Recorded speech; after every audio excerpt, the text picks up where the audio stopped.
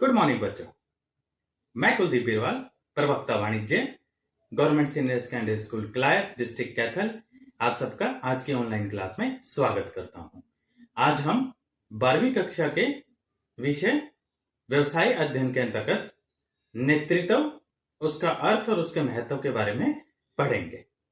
नेतृत्व के बारे में एक बात कही गई है, एक लाइन कही गई है कि नेतृत्व जो है वो संभव को वास्तविकता में बदल देता है। तो चलिए आज हम नेतृत्व के बारे में और ज्यादा अधिक जानकारी प्राप्त करते हैं। तो चलिए चर्चा करते हैं नेतृत्व यानी लीडरशिप पर। तो सबसे पहले जान लेते हैं कि आज हम क्या सीखेंगे। सबसे पहले हम नेतृत्व का अर्थ और उसकी परिभाषा को समझने का प्रयास करेंगे। फिर उसके बाद में हम नेतृत्व की विशेषताएं और महत्व जानेंगे। साथ ही साथ हम प्रबंध कला और नेतृत्व के बारे में चर्चा करेंगे और इन दोनों में ही अंतर को जानने का प्रयास करेंगे। एक अच्छे नेता के गुण भी आज हम पढ़ेंगे और अपने आज की ऑनलाइन क्लास का समापन करेंगे हम नेतृत्व शैली के साथ में। चलिए सबसे पहले जान लेते हैं नेतृत्व का अर्थ। हमेशा की तरह पहले परिभाषा, फिर उस परिभाषा को समझने का हम प्रयास करेंगे। तो सबसे पहले मिस्टर टेरी क्या कह रहे हैं? नेतृत्व एक क्रिया है व्यक्तियों को प्रभावित करने की, जिससे वे स्वेच्छा से सामूहिक उद्देश्यों के लिए प्रतिस्पर्धित हो सकें। तो एक नेतृत्व एक इस प्रकार का कार्य है जो अपने अधीनस्थ कार्य करने वाले व्यक्तियों को इतना प्रभावित कर देता है कि वो अपनी इच्छा से कंपनी या फैक्ट्री के उद्देश्यों को प्राप्त करने में लग जाते हैं। दूसरी डेफिनेशन में समझते हैं। ग्लुएक क्या कह रहे हैं? नेतृत्व एक पारस्परिक व्यवहारों का समूह है। पारस्परिक मतलब मिले जुले व्यवहारों का, जिसकी रूपरेखा कर्मचारियों को उद्देश्यों की प्राप्ति में सहयोग करने के लिए, प्रभावित करने के लिए बनाई जाती है। तो यहाँ पर भी क्या आ गया कि कंपनी के उद्देश्यों को, सामूहिक उद्देश्यों को प्राप्त करने के लिए एक इस प्रकार की रूपरेखा, इस प्रकार का फ्रेमवर्क तैयार किया जाता है कर्मचारियों के लिए, जिससे वे प्रभावित होकर उन उद्देश्यों को प्राप्त करने में लग जाते हैं। तो जब भी हम किसी संस्था की सफलता की कहानियों को सुनते हैं, हमें एकदम से उनके नेताओं का एकदम से ध्यान आ जाता है। अगर हम बात करें माइक्रोसॉफ्ट की, जो कि सबसे बड़ी कंपनी है कंप्यूटर की फील्ड के अंदर, तो बिल गेट्स के बिना, या फिर रिलायंस की बात करें हम तो धीरू भाई अंबानी के बिना, जिन्होंने उसको खड़ा किया कंपनी को। इन्फोसिस की अगर हम बात करें तो नारायण मूर्ति जी। टाटा बिना JRD टाटा के, या फिर हम विप्रो की बात करें तो बिना अजीम प्रेम जी के हम कल्पना नहीं कर सकते, क्योंकि इन्होंने ही कंपनी को एकदम खड़ा किया, अपने वजूद को बनाए हुए। हम कहेंगे कि यह संभव ही नहीं है कि इतनी सफलता बिना किसी महान नेता के प्राप्त की जा सकती है। नेता सदैव किसी भी संगठन की सफलता तथा उत्कर्ष में एक महत्वपूर्ण भूमिका निभाते हैं। तो नेतृत्व की अवधारणा क्या होगी, इसके महत्व, इसके जो अच्छे नेता हैं उनके गुणों के बारे में हम आगे धीरे धीरे अपने टॉपिक को बढ़ाएंगे और चर्चा करते चलेंगे। तो इसी टॉपिक को आगे बढ़ाते हुए हम ये पढ़ लेते हैं प्रबंध कला एवं नेतृत्व, इसके बारे में। तो प्रबंध तथा नेतृत्व को समानार्थक शब्द माना जाता रहा है, जबकि यह ठीक नहीं है। प्रबंधक वह व्यक्ति होता है जो प्रबंधकीय कार्य करता है। नेता वह व्यक्ति होता है जो अपने अनुयायियों को इस तरह से प्रभावित करता है कि वे वही करते हैं जो नेता चाहता है। एक प्रबंधक में नेता का गुण होना चाहिए ताकि उसके अधीनस्थ उससे प्रभावित हो जाएं। इसीलिए कहा गया है प्रबंध अगर नेतृत्व को हम मिला दें तो सफलता प्राप्त करना आसान हो जाता है। यह आवश्यक नहीं है कि एक नेता प्रबंधकीय कार्य करे, लेकिन सफलता प्राप्त करने के लिए आवश्यक है कि एक प्रबंधक में नेतृत्व के गुण हों। सभी प्रबंधक नेता होते हैं, लेकिन सभी नेता प्रबंधक नहीं होते। ठीक है, तो एक प्रबंधक के लिए तो बहुत जरूरी है कि उसके अंदर नेतृत्व का गुण हो, लेकिन हर नेता जरूरी नहीं है कि प्रबंधक के गुण रखता हो। चलिए अंतर देख लेते हैं दोनों में, प्रबंध और नेतृत्व में क्या अंतर है। सबसे पहले अर्थ, प्रबंधक वह प्रक्रिया होती है जिसमें कार्य को कुशलतापूर्वक व प्रभावपूर्ण ढंग से पूरा किया जाता है, जबकि नेतृत्व दूसरों को इस ढंग से प्रभावित करना है कि वे वही करें जो नेता चाहता है। तो ये दोनों में अर्थ में जो है वो डिफरेंस होगा। फिर से दोहरा देता हूं, प्रबंध वह प्रक्रिया है जिसमें कार्य को कुशलतापूर्वक व प्रभावपूर्ण ढंग से पूरा किया जाता है, जबकि नेतृत्व दूसरों को इस ढंग से प्रभावित करना है कि वे वही करें जो नेता चाहता है। ठीक है, तो दूसरा हम आधार ले लेते हैं अंतर का क्षेत्र। प्रबंधक का क्षेत्र जो है विस्तृत होता है, बहुत बड़ा होता है, जबकि नेतृत्व का क्षेत्र जो है वो छोटा होता है, संकुचित होता है। तीसरा आधार अंतर का उद्देश्य, संगठनात्मक उद्देश्यों की प्राप्ति करना प्रबंध का जो है वो कार्य होता है, जबकि नेतृत्व में कहें तो अनुयायियों की आकांक्षाओं व अभिलाषाओं को पूरा करना नेतृत्व का उद्देश्य होता है। चौथे पॉइंट पे चलते हैं हम अंतर के आधार पे। अस्तित्व, सामूहिक या संगठित समूह तथा औपचारिक संगठन जो है वो प्रबंधक के अंदर आते हैं, जबकि असंगठित समूह अथवा अनौपचारिक संगठन जो है वो नेतृत्व के अंदर आते हैं। तो ये चार हमारे अंतर के आधार हैं, जिससे ये स्पष्ट हो जाता है कि प्रबंध और नेतृत्व दोनों अलग अलग हैं, दोनों अलग अलग प्रकार से कार्य करते हैं। चलिए अगली स्लाइड पर चलते हैं। नेतृत्व की विशेषताएं। तो अब तक हम नेतृत्व का अर्थ पढ़ के आ चुके हैं, और नेतृत्व क्या कह रहा था कि दूसरों को इस ढंग से प्रभावित करने से है ताकि वे वही करें जो एक नेता चाहता है। तो ये अर्थ था। अब इसकी विशेषताएं जान लेते हैं, थोड़ा सा और आसान हो जाएगा अर्थ को समझना, और अर्थ समझ पाए तो विशेषताएं बहुत आसानी से समझ पाएंगे। सबसे पहला पॉइंट, प्रभावपूर्ण प्रक्रिया। नेतृत्व अपने अनुयायियों या फिर अधीनस्थों, अधीनस्थ कौन होते हैं, जो किसी व्यक्ति के अंडर में काम करते हैं, को इस तरह से अपने प्रभाव में ले लेता है कि वे वही करते हैं जो नेता या फिर प्रबंधक चाहता है। ठीक है, तो इस प्रकार से प्रभाव उनके ऊपर छोड़ देता है। दूसरा, व्यवहार परिवर्तन। नेतृत्व से प्रबंधक अपने अधीनस्थों के उदासीन व्यवहार या फिर नकारात्मक प्रवृत्ति को, उदासीन व्यवहार मतलब जब कार्य में अच्छे प्रकार से ना दिल लगा कर करना, तो नकारात्मक प्रवृत्ति को बदलने में सहायक होता है, जिससे अधीनस्थों की कार्यकुशलता में वृद्धि हो जाती है। हमने पिछले चैप्टरों में कार्यकुशलता के ऊपर काफी बातें की हैं। कार्यकुशलता का मतलब हो गया कम समय में कम लागत में अच्छी क्वालिटी का कार्य कर देना। तीसरा हमारा विशेषता, नेता व अनुयायियों का संबंध। नेतृत्व की मुख्य विशेषता अपने अनुयायियों का होना है। बिना अनुयायियों के नेता का कोई भी अस्तित्व नहीं होगा। तो नेता तभी हम कहला पाएंगे जब हमारे अनुयायी या हमारे अधीनस्थ कार्य करते होंगे। अगली विशेषता, सामूहिक उद्देश्यों की प्राप्ति। नेतृत्व संगठनात्मक उद्देश्यों के साथ साथ व्यक्तिगत उद्देश्यों को भी प्राप्त करने में सहायक होता है। ठीक है, तो सिर्फ सामूहिक से नहीं है, सिर्फ कर्मचारियों के, अधीनस्थों के या नेताओं के जो है व्यक्तिगत उद्देश्यों को भी प्राप्त करने में हमारी सहायता करता है। तो विशेषताएं क्या कह रही हैं हमारी, नेतृत्व किसी व्यक्ति की दूसरों को प्रभावित करने की योग्यता को दर्शाता है। नेतृत्व दूसरों के व्यवहार में परिवर्तन लाने का प्रयास करता है। नेतृत्व नेता तथा अनुयायियों के मध्य पारस्परिक संबंध को दर्शाता है। नेतृत्व का अभ्यास संस्था के समान उद्देश्यों को प्राप्त करने के लिए किया जाता है। नेतृत्व एक लगातार निरंतर चलने वाली प्रक्रिया है। तो एक तरह से हम विशेषताओं और नेतृत्व के अर्थ से हम क्या सीख पाए कि व्यक्ति जिसमें नेतृत्व के सभी गुण विद्यमान होते हैं वो नेता कहलाता है। नेतृत्व की चर्चा करते समय यह महत्वपूर्ण हो जाता है कि नेता अनुयायियों के संबंध को समझा जाए। बहुत बार किसी संगठन की सफलता का श्रेय उसके नेता को ही दिया जाता है, परंतु अनुयायियों को उपयुक्त श्रेय नहीं दिया जाता। बहुत सारे अनुयायी संबंधित कारक जैसे कि उनका कौशल, ज्ञान, प्रतिस्पर्धा, सहयोग करने की इच्छा, सामूहिक मनोवृत्ति यानी कि जिसको टीम स्पिरिट कहते हैं इत्यादि, व्यक्ति को एक महान नेता की श्रेणी में लाकर खड़ा कर देते हैं। ऐसा इसलिए कहा जाता है कि अनुयायी स्वीकृति के द्वारा एक व्यक्ति को अपनी इच्छा से अच्छा नेता बनाते हैं। इसीलिए यह माना जाता है कि नेता तथा अनुयायी दोनों ही नेतृत्व की प्रक्रिया में सबसे महत्वपूर्ण भूमिका निभाते हैं।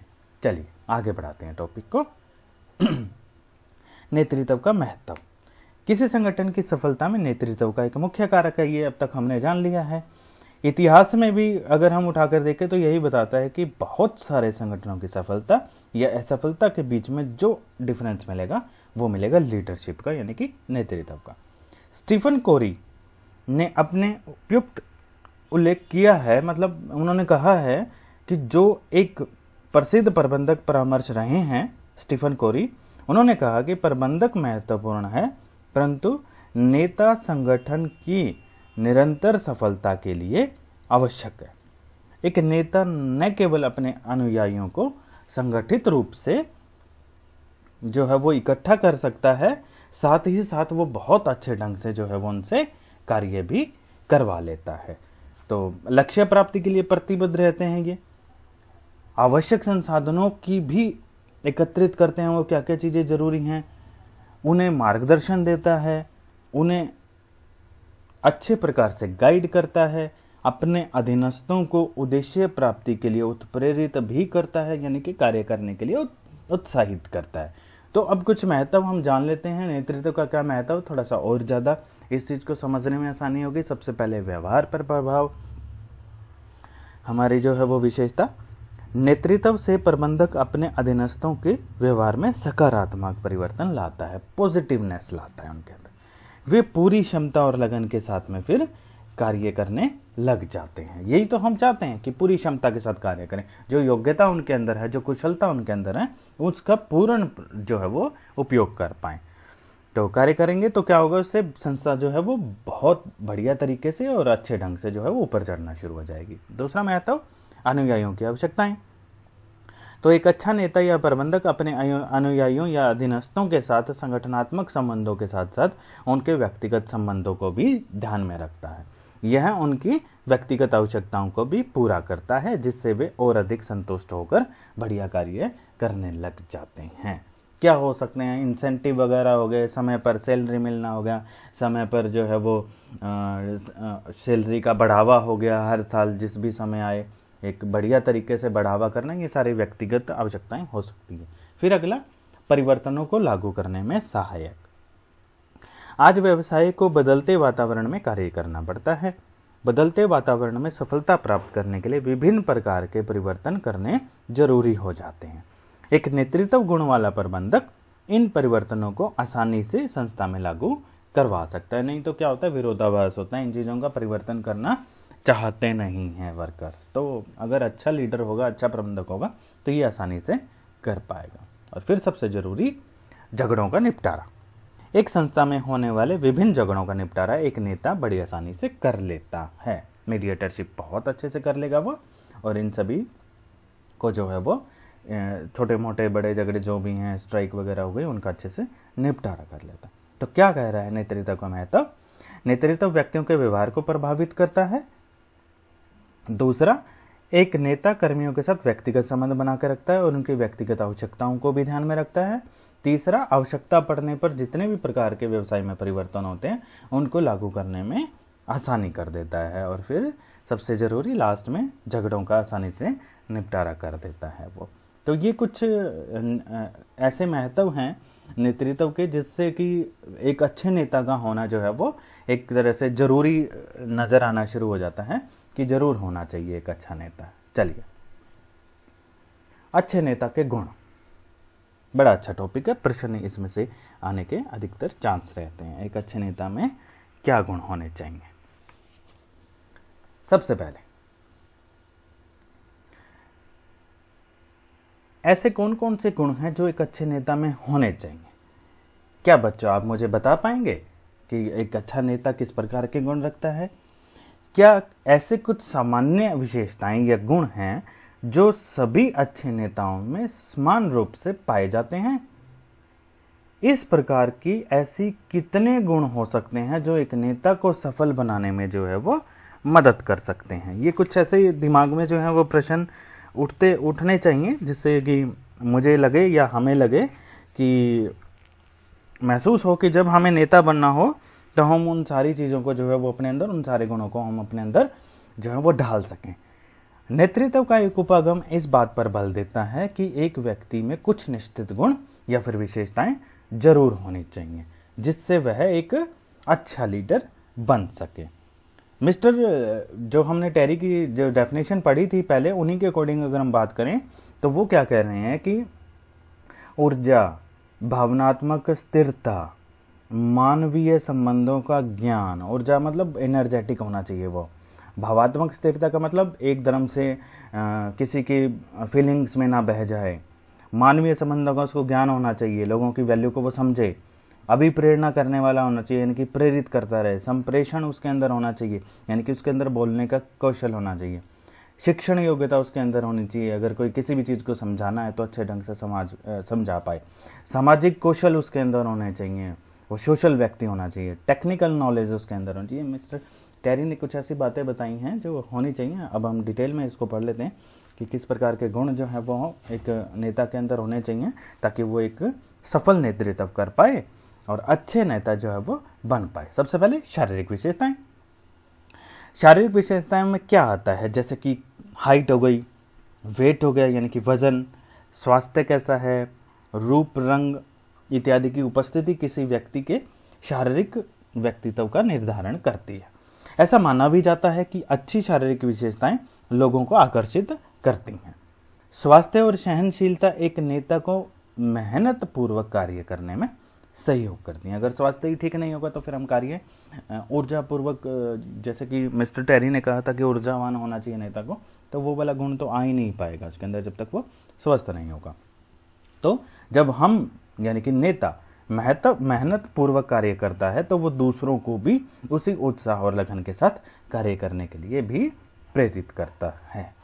दूसरा गुण जो एक अच्छे नेता के अंदर होना चाहिए वो है ज्ञान, नॉलेज। एक अच्छे नेता में आवश्यक ज्ञान और कौशल होना बहुत जरूरी है। केवल ऐसे ही व्यक्ति अपने अधीनस्थों को सही रूप से आदेश दे सकते हैं जो उस कार्य का पूर्ण ज्ञान रखते होंगे। फिर अगर हम तीसरे पॉइंट की हम बात करें, सत्यनिष्ठा या फिर ईमानदारी। एक नेता में उच्च स्तर की सत्यनिष्ठता तथा ईमानदारी का होना बहुत जरूरी है। वह दूसरों के लिए आदर्श तभी बन पाएगा जब उसके अंदर सत्यनिष्ठता, ईमानदारी होगी, वह नैतिकता का गुण रखता होगा और अपने मूल्यों को और कर्मचारियों के मूल्यों को पहचानता होगा। तो बहुत ही जरूरी गुण है ये। फिर हम अगले गुण की अगर हम बात करें तो वो आता है पहल करना, इनिशिएशन करना। एक नेता में साहस तथा पहल शक्ति या फिर नेतृत्व आवश्यक होना चाहिए। उसे यह इंतजार नहीं करना चाहिए कि कब उसे सो अवसर मिले, बल्कि उसे तो उन अवसरों को हथियाना चाहिए। इसी को हम पहल कहते हैं, इनिशिएशन कहते हैं, पहला कदम उठाना कहते हैं, तथा संस्था के लाभ के लिए प्रयोग करते रहना चाहिए। तो ये बड़ा अच्छा एक जरूरी गुण है। फिर अगले गुण की हम बात करें तो संप्रेषण कौशल। एक नेता को अच्छा संप्रेषक होना चाहिए, मतलब जो अपनी बात को बहुत अच्छे ढंग से रख सके, उसमें अपने विचारों को स्पष्ट समझाने की योग्यता होनी चाहिए तथा वह यह भी कर पाए कि लोग उसके विचारों को आसानी से समझ सके। उसे केवल एक अच्छा वक्ता ही नहीं होना चाहिए बल्कि एक अच्छा श्रोता भी होना चाहिए। वो सिर्फ बोलने का कला ना रखता हो, वो दूसरों की बात सुनने और उनको समझने की भी कला रखता हो। एक अच्छा श्रोता, शिक्षक, परामर्शक, मार्गदर्शक, विश्वसनीय होना बहुत जरूरी है, तभी जाकर वो सबसे मिलजुल कर कार्य करवा पाएगा। फिर अभिप्रेरणा कौशल। एक नेता को एक प्रभावशाली अभिप्रेरक भी होना चाहिए। उसे लोगों की आवश्यकताओं को समझना चाहिए और उनकी आवश्यकताओं को संतुष्ट करने के लिए उनको लगातार अभिप्रेरित करते रहना चाहिए। तो अभिप्रेरणा का गुण होना चाहिए उनके अंदर। फिर आत्मविश्वास, ये तो सभी के लिए जरूरी होता है, एक नेता के लिए तो फिर होगा ही। एक नेता में उच्च स्तर का आत्मविश्वास होना चाहिए, यहाँ तक कि अत्यंत कठिन समय में भी वह अपना विश्वास ना खो पाए। वास्तविकता में अगर हम कहें तो यदि नेता में आत्मविश्वास की कमी है तो वह अपने अनुयायियों को कभी भी अपने विश्वास में नहीं ले पाएगा। तो बहुत ही महत्वपूर्ण गुण है। फिर हम अगले गुण की बात करें, निर्णय लेने की क्षमता। कार्य के प्रबंधन में नेता का निर्णायक जो एक गुण होता है उनके अंदर वो बहुत महत्वपूर्ण होता है। तो निर्णय लेने की जो है उसके अंदर क्षमता होनी चाहिए, ताकि जो है वो समय पर निर्णय ले सके। ये ना हो कि समय निकल जाए और उसके बाद वो निर्णय ले। और हमारा आखिरी जो गुण रहेगा वो रहेगा सामाजिक कौशल। एक नेता को सबसे मिलजुल कर रहना चाहिए तथा अपने सहकर्मियों या अनुयायियों से मैत्रीपूर्ण व्यवहार रखना चाहिए। तो हम कह सकते हैं कि यह आवश्यक नहीं है कि सभी नेता इन सभी अच्छे गुणों को रखता हो, लेकिन हमेशा इन सभी गुणों को जो है वो अपने व्यवहार में ढालने का लगातार प्रयास जो है वो एक अच्छे नेता को करना चाहिए, तभी वो एक अच्छा नेता बन पाएगा। नेतृत्व शैली बड़ा ही महत्वपूर्ण पॉइंट है, छोटा सा पॉइंट है लेकिन बहुत ही महत्वपूर्ण। नेतृत्व व्यवहार और शैलियों के कई सिद्धांत हैं, उसमें से हम 3 जो हैं वो इस प्रकार की चीज़ें पढ़ेंगे जो आपको स्क्रीन पर दिखाई दे रही हैं। इन्हीं को हम पढ़ लेते हैं फटाफट से। सबसे पहला है एक तंत्रीय अथवा सत्तावादी नेता। तो नेतृत्व शैली का अर्थ क्या कहें हम कि प्राधिकारों का प्रयोग करना नेतृत्व शैली के अंदर आता है, कि मैं किस प्रकार से अपने नेतृत्व को जो है वो अपने नेतृत्व गुण को किस प्रकार से प्रयोग में लाता हूँ। तो हम 3 प्रकार के जो हैं वो इसके अंदर जो है वो सिद्धांत लेके चल रहे हैं कि किस किस प्रकार से जो है वो नेतृत्व शैली होती है। शैली किसी भी चीज़ को करने की कला को हम कह सकते हैं। तो नेतृत्व हम 3 प्रकार की जो है वो शैलियाँ हम पढ़ लेते हैं। सबसे पहला एक तंत्रीय अथवा सत्तावादी नेता। एक सत्तावादी नेता आदर्श नेता होता है तथा यह अपेक्षा करता है कि उसके अधीनस्थ आदेशों का पालन करें। यदि एक प्रबंधक इस शैली को अपनाता है तो प्रबंधक द्वारा दिए गए आदेशों के अनुसार कार्य करने हेतु अधीनस्थों को केवल एक तरफा संप्रेषण किया जाता है। यानी कि नेतृत्व जो कर रहे हैं नेता वो ही अपनी तरफ से आदेश देगा, जबकि दूसरी तरफ से अधीनस्थों की तरफ से कुछ नहीं लेने वाला वो। यह नेता हठकर्मी होता है, अर्थात परिवर्तन नहीं होने देना चाहता अथवा अपने विरोध को पसंद नहीं करता। उसका अनुगमन इस मान्यता पर आधारित होता है कि परिणामों के आधार पर पुरस्कार और दंड दोनों दिए जा सकते हैं। नेतृत्व की यह शैली कई परिस्थितियों जैसे कि कारखानों में प्रबंधक समय पर उत्पादन के लिए उत्तरदायी है तथा श्रम उत्पादक सुनिश्चित किया जाना है इत्यादि में उत्पादकता प्राप्त करने के लिए प्रभावशाली होती है। शीघ्र निर्णय लेने में भी इसमें सुविधा रहती है, परंतु यह विविधताएं भी हैं इसके अंदर। वे प्रत्येक के मत को सुनते हैं, अधीनस्थों के विचारों और मुद्दों को ध्यान में रखते हैं, परंतु निर्णय का जो अधिकार होता है वो अपने पास में ही रखते हैं। दूसरा लोकतंत्रीय अथवा सहभागी नेता। एक सहभागी नेता कार्य योजनाएं विकसित करेगा और अपने अधीनस्थों की सलाह से निर्णय लेगा। उसमें एक तंत्रीय में क्या हो रहा था, वो अधीनस्थों के ऊपर नहीं अपने निर्णय पर ही चल रहा था। अब ये क्या कर रहे हैं, अधीनस्थों की भी सलाह लेगा, वह उन्हें निर्णय में भाग लेने हेतु प्रोत्साहित करेगा। नेतृत्व की यह शैली आज के समय में बहुत ही सामान्य है, क्योंकि नेता यह भी मानते हैं कि यदि लोग अपने उद्देश्यों को निर्धारित कर लें तो वे सर्वोत्तम निष्पादन कर सकते हैं, सर्वोत्तम यानी कि बेस्ट परफॉर्मेंस दिखा सकते हैं। उन्हें दूसरों के विचारों को सम्मान देने, अधीनस्थों को उनके कार्य निष्पादन में समर्थन देने तथा संगठनात्मक उद्देश्यों को प्राप्त करने की आवश्यकता है। ये समूह के अंतर्गत सहमति बनाकर ही निर्णय लेते हैं। तो इसमें समूह में सहमति बन रही है, उसके बाद निर्णय ले रहे हैं, जबकि एक तंत्रीय में वो नेता जो है वो खुद ही निर्णय लेने की पावर अपने पास में रखता है। तीसरा अबंध अथवा मुक्त रोक नेता। इस प्रकार का नेता शक्ति के प्रयोग में विश्वास नहीं रखता जब तक कि वह अत्यावश्यक न हो। अनुगामियों को उच्च श्रेणी की स्वतंत्रता दी जाती है ताकि वे अपने उद्देश्यों को तथा उन्हें प्राप्त करने के तरीके स्वयं तय कर सकें। समूह के सदस्य अपना अपना कार्य करते हैं तथा मिलकर समस्याओं को सुलझाने का प्रयास करते हैं। प्रबंधक केवल उन्हें समर्थन देता है तथा सौंपे गए कार्यों को पूर्ण करने हेतु आवश्यक सूचनाओं की भी आपूर्ति करता है। साथ ही साथ अधीनस्थों द्वारा किए जाने वाले कार्य का उत्तरदायित्व भी ग्रहण करते हैं। तो ये हमारे 3 प्रकार के थे। परिस्थितियों के आधार पर आवश्यकता पड़ने पर एक नेता इन शैलियों का समायोजन करके भी चयन कर सकता है, इस्तेमाल कर सकता है। कार्य करते समय एक अबंध नेता निश्चित नियमों का पालन करते हैं और अनिश्चितकालीन स्थिति में लोकतांत्रिक नेता को स्वयं के निर्णय लेने में भी जो है वो सहायता मिलती है। तो ये थी हमारी आज की ऑनलाइन क्लास। धन्यवाद।